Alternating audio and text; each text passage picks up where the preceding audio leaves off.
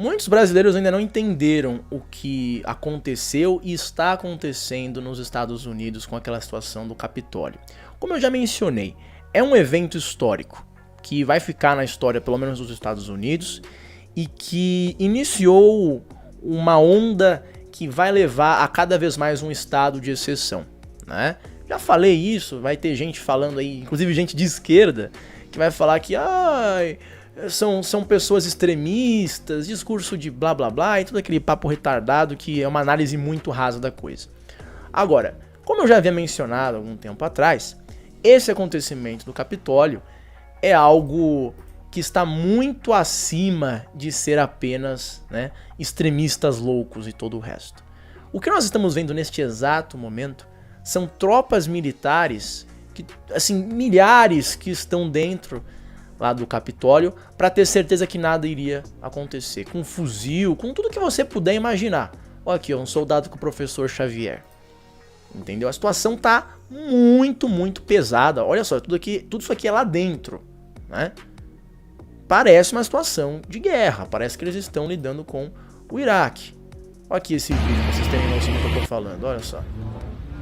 Olha quantos soldados aí marchando em direção ao Capitólio, né? Todos lá muito bem armados. Então, assim, é algo que está acontecendo primeiro em território nacional dos próprios Estados Unidos. E pelo amor de Deus, você vê meia dúzia de boomers que entraram lá no Capitólio, fizeram lá o quê? Qual que foi o maior absurdo que fizeram? Quebraram umas estátuas, né? Não vou falar que isso é certo, porque não é certo. Falam que teve lá um policial que foi morto, óbvio, algo extremamente lamentável. Agora, é necessário ter todo esse poderio militar? Pelo amor de Deus. Não é um pouquinho demais? Estão começando a enxergar o que está realmente acontecendo aqui? É muito diferente de apenas uma tentativa de barrar manifestantes extremistas, como está sendo o caso, né? Estão colocando isso como literalmente um cenário de guerra.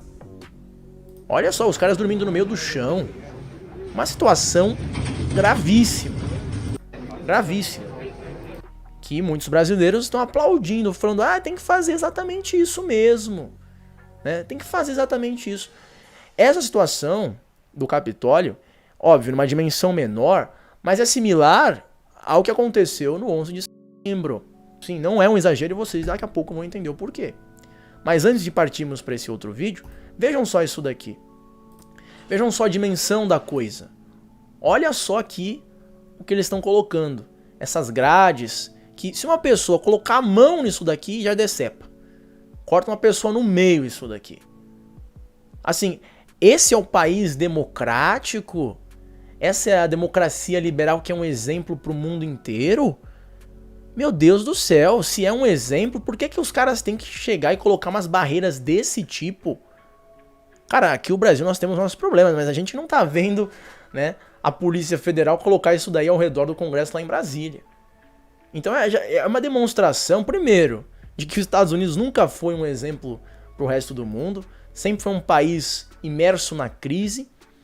E segundo, que a situação tá muito, muito séria, tá muito, muito grave mesmo, não é brincadeira. E de novo, qual o maior mal que nós estamos vendo aqui? São os extremistas em si? Pelo amor de Deus, você tá brincando comigo.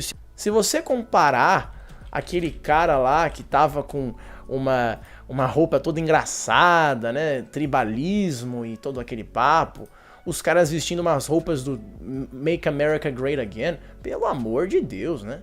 Pelo amor de Deus, não tem nem comparação a você pegar um bando de caipira com bandeira dos Estados Unidos com realmente uma presença militar que parece o que seria no Iraque.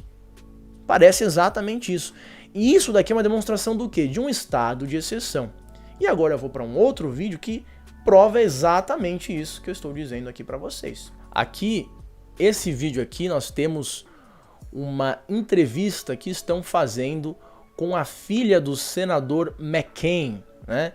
Ele foi uma figura muito presente de invasão em inúmeros países no Oriente Médio. O cara era um completo assassino, genocida.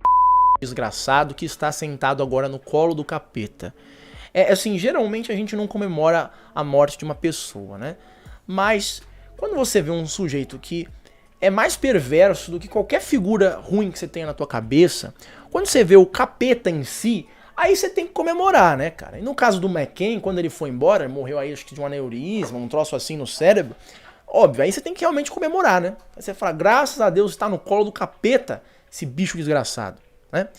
E aqui estão entrevistando a filha do capeta. E sendo a filha do capeta, não é uma surpresa que ela também é uma capeta. Também é influenciada pelo capiroto.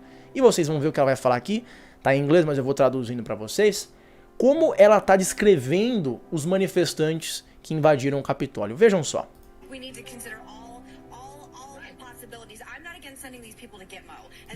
Ela falou assim, nós temos que considerar todas as possibilidades. Ou seja, temos que pensar, inclusive, na possibilidade de uma violência extrema que deve ser parada de toda forma possível.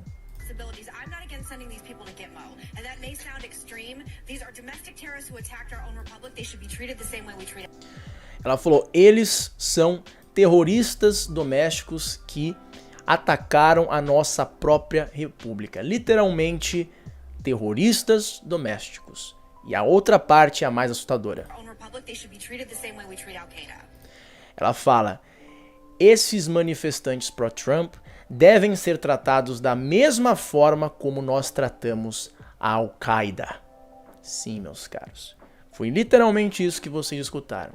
Essa mulher, que era filha de um dos maiores genocidas americanos que já existiu na história daquele país, que fez coisas horrorosas no Oriente Médio, ela descreve esses pobres coitados caipiras americanos aqui, geralmente pessoas pobres de classe média, alguns doidos, obviamente, tinha um ou outro extremista, sim, tinha um outro extremista, mas ela está pedindo para que as pessoas tratem eles como se fossem membros da Al-Qaeda, tá? Para quem não lembra, a Al-Qaeda era uma das organizações terroristas que eram mais, assim, caçadas pelos Estados Unidos lá no começo dos anos 2000, após o ataque às Torres Gêmeas. Então, vocês entendem que o que eu estava falando sobre o estado de exceção similar ao que aconteceu em 11 de setembro, vocês estão começando a enxergar a similaridade com o acontecimento de setembro de 2001? Vocês estão começando a enxergar, né? Óbvio, você pode falar que os manifestantes, eles exageraram e todo aquele papo, mas não é claro que estão também usando isso como pretexto para criar todo um estado de exceção, para começar a justificar atos autoritários, violentos, quando não assassinos? Vocês não conseguem enxergar isso? Inúmeros dos manifestantes que estavam aqui dentro do Capitólio já foram presos pelo FBI. Então, o que nós estamos vendo é um conluio de políticos americanos, grandes empresas de tecnologia, serviços de inteligência, autoridades policiais, que estão tentando criar quase como uma ditadura nos Estados Unidos.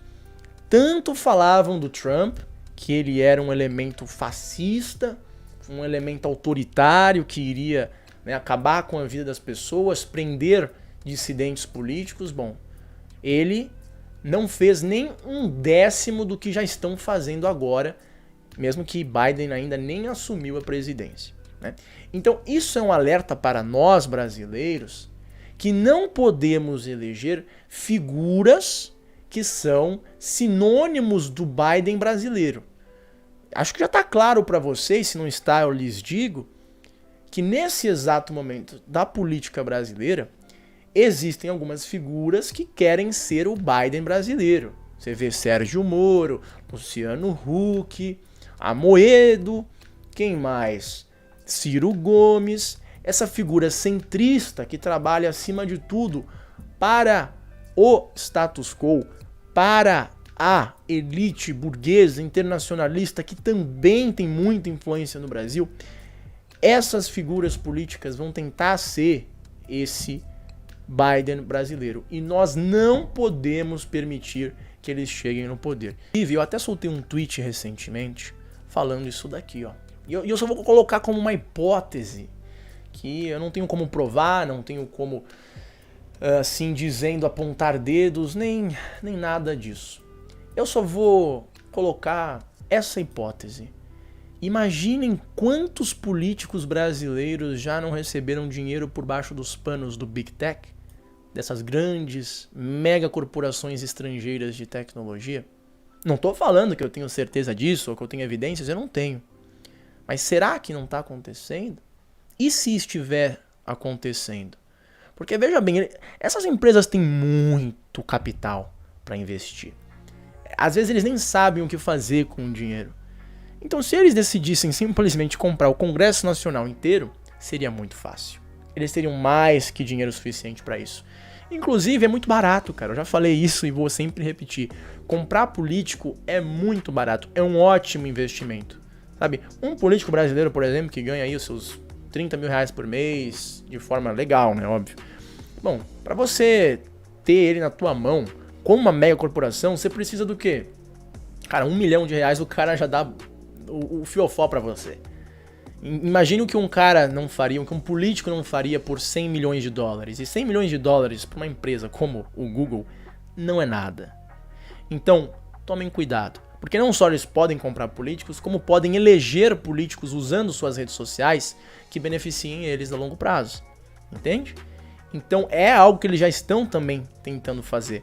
O Fefe Neto não é que ele simplesmente é um cara que individualmente decidiu se tornar uma figura política. Não, ele é beneficiado, ele é alguém que a longo prazo seria uma figura que representa esse interesse do Big Tech aqui no Brasil. Pensou o Felipe Neto aí se tornando presidente? Bom, ele seria realmente alguém diretamente ligado ao Big Tech e que iria, sim, certamente lutar pelos anseios e interesses dessas empresas. Então, ó, é para tomar muito cuidado.